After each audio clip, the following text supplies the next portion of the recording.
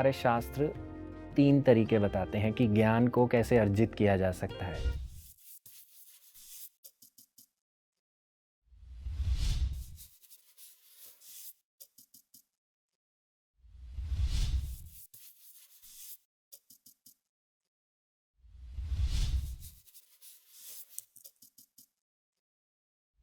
आज कोई छोटा बच्चा पढ़े या कोई मध्यम वर्ग का कोई पढ़े या कोई वृद्धावस्था में जाकर पढ़े, सबके लिए तरीका इन 3 माध्यम से निकल कर ही बनेगा।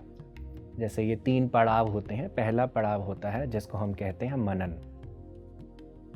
जैसे मैंने कहानी सुनाई, आपने उस पर मनन किया, आप सुन रहे हैं उसको, आप अपनी इंद्रियों को, मन को उसके साथ लगाकर उसको समझ रहे हैं, इसे हम कहते हैं मनन।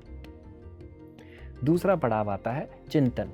चिंतन यानी कि अब मैंने सुन लिया, कहानी को सुन लिया, अब मैं उस कहानी के साथ कुछ समय व्यतीत करूं, उसके साथ इंट्रोस्पेक्शन, सेल्फ इंक्वायरी।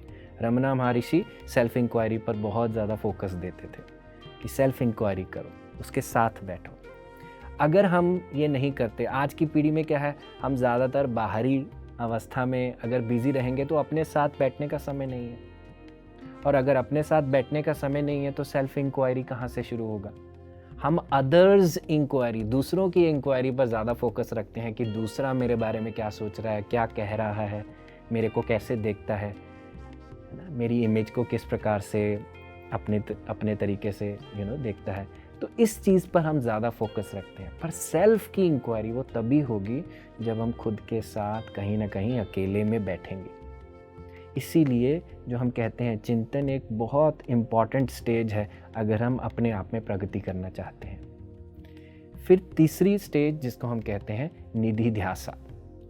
निधि ध्यासा, निधि ध्यासा का मतलब है अब मैंने मनन किया, अब मैंने चिंतन किया, अब निधि ध्यासा है उस चीज़ का प्रैक्टिस करना। अभ्यास अभ्यास अभ्यास अभ्यास, इतना अभ्यास करना कि वो मेरी लाइफस्टाइल का हिस्सा बन जाए, मेरे रोज़मर्रा के जीवन में उतर जाए। जैसे ध्यान सब कर लेंगे, है ना, हम कहेंगे अगर एक क्लास में 30 बच्चे हैं, है ना, 30 में से 25 बहुत अच्छा सा ध्यान कर लेंगे, है ना, मैट पे बहुत अच्छे से सांस को ऊपर नीचे आता जाता करके देख लेंगे। पर कितने बच्चे ध्यान को अपनी लाइफ में लेकर जाएंगे, वो ध्यान की असली परिभाषा है। क्योंकि ध्यान ये नहीं है कि हम सिर्फ एक मैट पर बैठें और 1 घंटा अपनी सांसों को आता जाता देखें। ध्यान है कि हम अपने जीवन को कैसे ध्यान का एक लाइफस्टाइल बनाते हैं, जो हमने सीखा है उसको कैसे अपने जीवन में उतारते हैं, ये निधि ध्यासा है। तो किसी को भी सीखना हो, भले ही वो युवा वर्ग हो, भले ही आप और मैं हूँ, तो क्या है, मनन, चिंतन और निधि ध्यासा, इन तीनों से हमें गुजरना चाहिए।